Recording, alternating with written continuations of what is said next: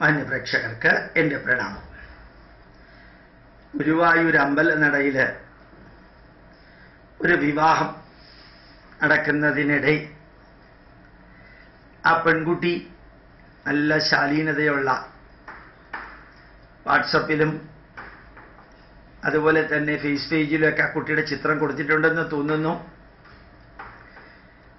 ആ കുട്ടി ആഭരണങ്ങളൊക്കെ ഊരി വെച്ച് കാമുകനോടൊപ്പം ഇറങ്ങിപ്പോയതൊരു വാർത്തയായി.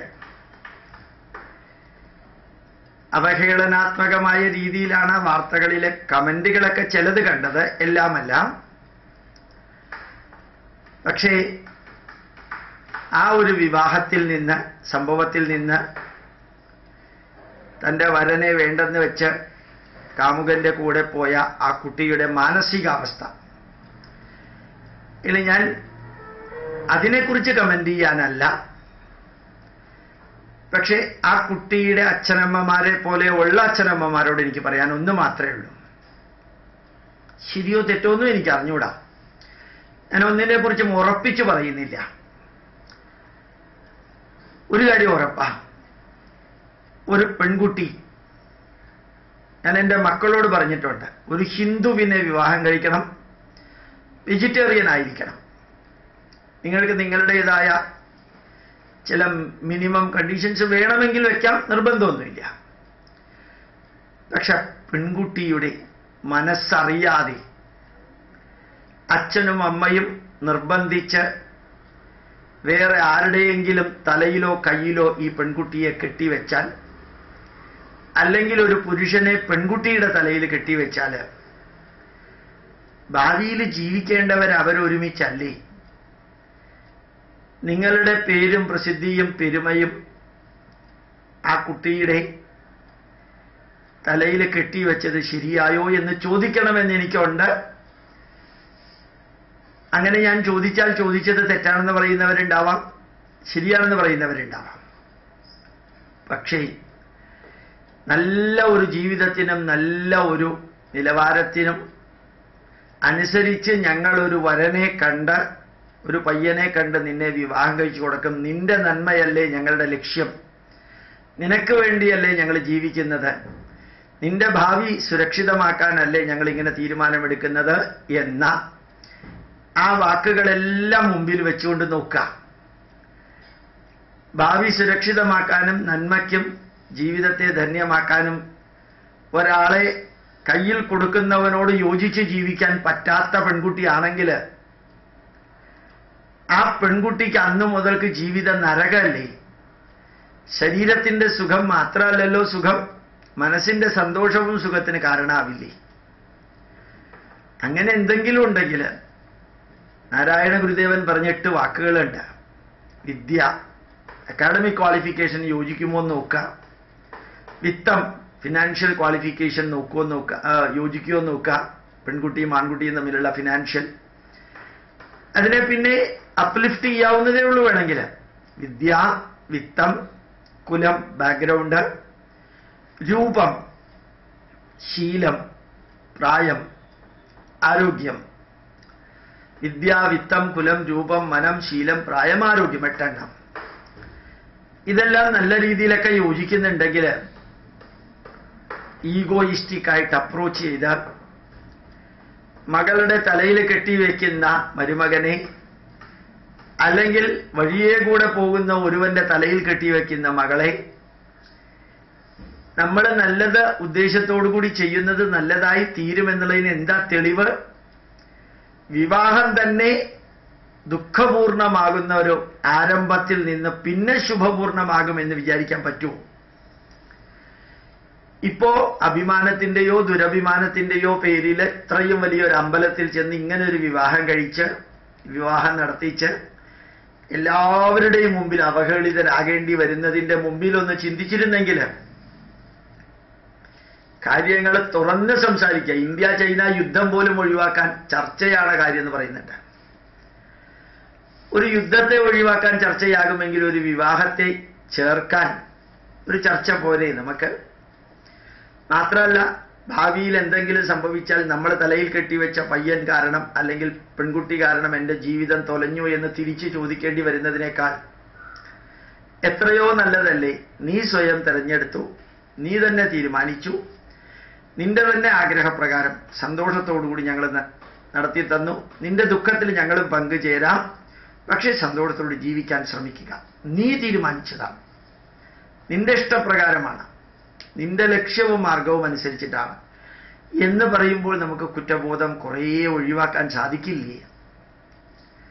നിങ്ങളോട് എല്ലാവരോടും പറയും. ലവ് ജിഹാദിനെ കുറിച്ചോ മതം മാറാൻ വേണ്ടി നടത്തുന്ന പ്രേമത്തെക്കുറിച്ചോ അതിൻ്റെ പുറകിലുള്ള കള്ളത്തരത്തെക്കുറിച്ചോ ISIS ചേർക്കുന്നതിനെക്കുറിച്ചോ ഇവിടെ നിന്ന് മതഗ്രന്ഥം പഠിക്കാനാണ്, ആ മതത്തിൽ എല്ലാം ഉണ്ടെന്ന് പറഞ്ഞ് ചതിച്ചും വഞ്ചിച്ചും പറ്റിച്ചും അവഹേളിച്ചും മതപരിവർത്തനം നടത്തുന്നവരെ കുറിച്ചോ അല്ല ഞാൻ പറഞ്ഞത്. സ്നേഹത്തിൻ്റെ പുറത്ത് കുറേയൊക്കെ സ്നേഹം, ഒരുപക്ഷെ വിവാഹത്തിന് മുമ്പ് സ്നേഹിച്ചു കഴിഞ്ഞാൽ വിവാഹത്തിന് ശേഷം പിന്നെ സ്നേഹിക്കാൻ ബാക്കിയൊന്നും ഇല്ല എന്നുള്ള ധാരണയൊക്കെ ഉണ്ട്. ഇതൊക്കെ പിന്നീട് പറയാവുന്ന കാര്യങ്ങളാണ്. തികച്ചും പുതിയതായിട്ട് വിവാഹത്തിന് മുമ്പ് തമ്മിൽ പരിചയം പോലും ഇല്ലാത്തവന്റെ കയ്യിൽ മകളെ ഏൽപ്പിക്കുമ്പോഴും പ്രശ്നം ഉണ്ടാവാൻ സാധിക്കില്ലേ? ചിന്തിക്കുക. അതുപോലെ പറയുന്നു, ജാതകപ്പൊരുത്തം എന്ന് പറയുന്നത് ഒരു പൊരുത്തമല്ല, അത് ഒന്നിനൊന്ന് വിരുദ്ധമാണ്. രാശിപ്പൊരുത്തം രാശ്യാധിപ പൊരുത്തത്തിന് കോൺട്രഡിക്ടറി ആവാൻ ഭൂരിഭാഗവും. വേദപ്പൊരുത്തം, രജ്ജുപ്പൊരുത്തം, ഗണപ്പൊരുത്തം, യോനിപ്പൊരുത്തം, അതുപോലെ തന്നെ ദിനപ്പൊരുത്തം, സ്ത്രീദീർഘപ്പൊരുത്തം, എല്ലാത്തിനും ഒന്നിനൊന്ന് കോൺട്രഡിക്ടറി ആണ്. ഭയാനകമായിട്ടുള്ള കോൺസിക്വൻസുകളാണ് ജ്യോതിഷന്മാർ പറയാറുള്ളത്. പലപ്പോഴും പൊരുത്തം നോക്കാൻ 1000 രൂപ വരെ മേടിക്കാറുണ്ട്. പൊരുത്തം നോക്കുന്നതിൻ്റെ മഹത്വത്തിന് ഈ എമൗണ്ട് ഒരു ക്രൈറ്റീരിയൻ ആക്കാൻ വേണ്ടിയിട്ട്, അല്ലെങ്കിൽ ജാതകപ്പൊരുത്തം നോക്കാൻ ഒരു പുസ്തകമുണ്ട്, മുത്തുസ്വാമി എഴുതിയ, പ്രൊഫസർ മുത്തുസ്വാമി എഴുതിയത്. 10 മിനിറ്റ് മതി, അതിന് 1000 രൂപയുടെ ആവശ്യമൊന്നുമില്ല. മാത്രമല്ല, സിസേറിയൻ ഓപ്പറേഷൻ നടക്കുന്ന 90% ഡെലിവറിയും സിസേറിയനാണ്.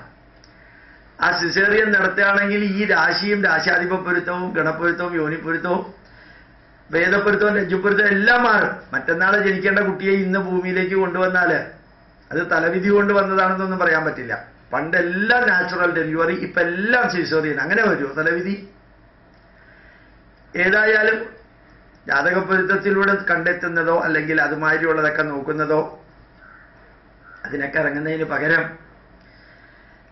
തുറന്ന മനസ്സോടുകൂടി 21ാം നൂറ്റാണ്ടിൽ 2017 ജീവിക്കുന്നത് എന്നറിഞ്ഞുകൊണ്ട് ആ പെൺകുട്ടിയുടെ അടുത്ത് കാര്യങ്ങൾ ചോദിച്ച്, ആ പെൺകുട്ടി ഇഷ്ടപ്പെടുന്നവൻ്റെ അടുത്ത് കാര്യങ്ങൾ ചോദിച്ചിട്ട് ഭാവിയിൽ ഉണ്ടാകാൻ സാധ്യതയുള്ള പ്രശ്നങ്ങളെല്ലാം ഒന്ന് ചിരിച്ചുകൊണ്ട് സ്റ്റെബിലൈസ്ഡ് ആയിട്ട് വിലയിരുത്തിയിട്ട് കല്യാണവും ഭാര്യാഭർത്തൃ ബന്ധം ഉണ്ടാക്കലും ആണ് ജീവിതത്തിൻ്റെ അന്ത്യം വരെ ഉള്ള കാര്യം എന്നൊന്നും ധരിക്കേണ്ട. വിവാഹം എന്ന് പറഞ്ഞാൽ അത്രയും വലിയ സീരിയസ് ഒന്നുമല്ല, അതൊക്കെ ജീവിതത്തിൽ ഒരു ഭാഗം.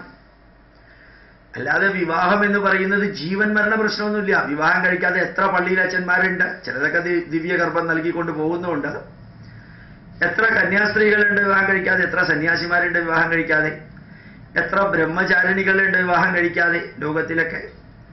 ഇതൊക്കെ വിവാഹം കഴിച്ചാലേ ജീവിക്കാൻ പാടുള്ളൂ എന്നൊന്നുമില്ല. വിവാഹം കഴിച്ച് കുറെ കാലം കഴിഞ്ഞു, സ്വരം ചേരുന്നില്ല, മാറുന്നു എന്ന് പറഞ്ഞാൽ അതും ജീവൻ മരണ പ്രശ്നവും അല്ലെങ്കിൽ തൂക്കിക്കൊല്ലാൻ വിധിക്കുന്ന രീതിയിലുള്ള പ്രശ്നങ്ങളും അങ്ങനെയൊന്നും ഇല്ല ഇപ്പോഴത്തെ കാലത്ത്. പഴയ കാലത്തും അങ്ങനെയൊന്നും ഉണ്ടായിരുന്നില്ല. പഴയ കാലം വളരെ നല്ലതാണെന്ന് ഇവിടെ നിന്ന് പുറകോട്ട് നോക്കുമ്പോൾ തോന്നുകയാണ്. ഒന്നുമില്ല, പണ്ടും ഇന്നുള്ള എല്ലാ പ്രശ്നങ്ങളും പണ്ടും ഉണ്ടായിരുന്നു. മനുഷ്യൻ ഉള്ളയിടത്തോളം കാലമൊക്കെ ഉണ്ടായിരുന്നു. അപ്പോൾ ഓർമ്മിക്കുക, ഒരു പെൺകുട്ടിയെ ഗുരുവായൂർ അമ്പലത്തിൽ കൊണ്ടുപോയിട്ട് കിട്ടുന്ന ആ അനുഭവം. അതേപോലെ വളരെ പ്രസിദ്ധനായിട്ടുള്ള ഒരു വ്യക്തി വാട്സപ്പിൽ മെസ്സേജ് കൊടുത്തു, ഒരു സിനിമ പ്രൊഡ്യൂസർ 10 പേരുടെ കല്യാണം നടത്താൻ ആഗ്രഹിക്കുന്നു, 5 പവൻ സ്വർണം കൊടുക്കും, അവരുടെ 100 ബന്ധുക്കൾക്ക് ഭക്ഷണം കൊടുക്കും, താല്പര്യമുള്ളവർ ഉടനെ അപേക്ഷിക്കുക, ആദ്യം വരുന്നവർക്കായിരിക്കും മുൻഗണന. എനിക്കത് വായിച്ചപ്പോൾ അറപ്പാ തോന്നിയത് സത്യത്തിൽ.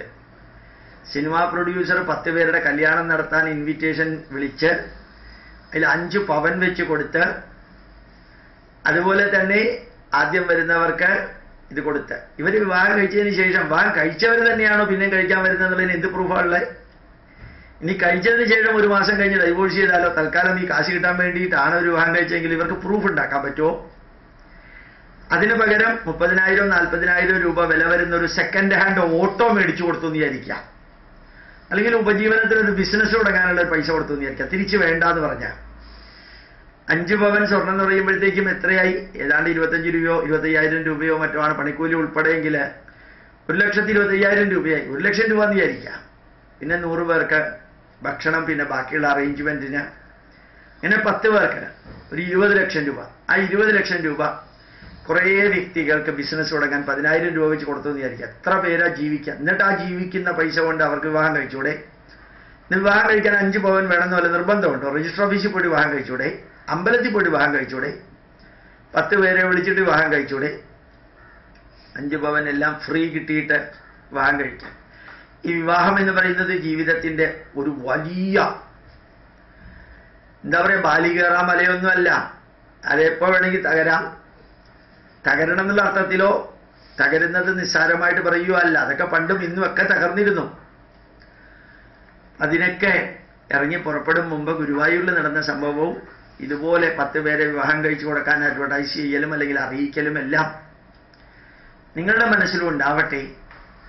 ആരാരെയാണോ ഇഷ്ടപ്പെടുന്നത് അത് ചതിച്ചും വഞ്ചിച്ചും പറ്റിച്ചും നടത്തത അല്ലാത്തതും ഭാവിയിൽ ചതിയും വഞ്ചനയും എല്ലാം ആയി തീരാതിരിക്കുന്നതുമാണെങ്കിൽ